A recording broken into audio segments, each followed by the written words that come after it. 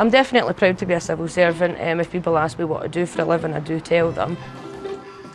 Most people are shocked at the job, but yeah, no, I really enjoy my job and I'm pleased to tell anyone, and I do feel a sense of pride working for the civil service. My name is Steph and I'm a compliance officer.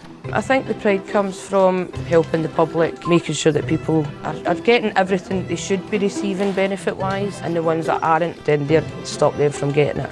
So a big part of the job is phoning people and doing telephone interviews. Due to the nature of the calls that we do, I do have a private office that I sit in, and that's designed to protect people's identities. So you're under the carer's allowance limits, but you might also be entitled to claim for universal credit. It would also cover payments for the children. And also you need to make sure you're receiving child benefit as well. We are fully aware. I normally don't ask questions that I don't already know the answers to. I've not accused you of anything. What I'm saying is I'm stating a fact that will be more serious for you if it comes back that there's information you've failed to disclose during this interview today. That was what we class as one of our more difficult cases.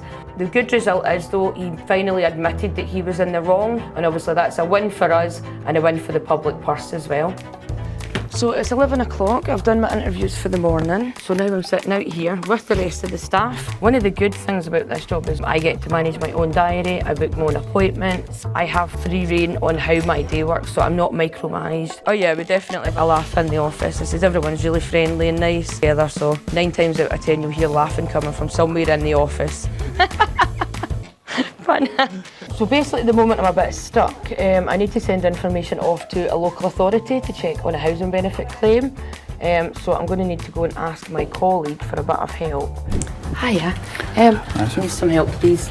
I need to know what they're... Okay, so it's 2:30 now. I have a meeting with my mentor just to go over basically how my week's been, any issues that I've got and concerns regarding any claims.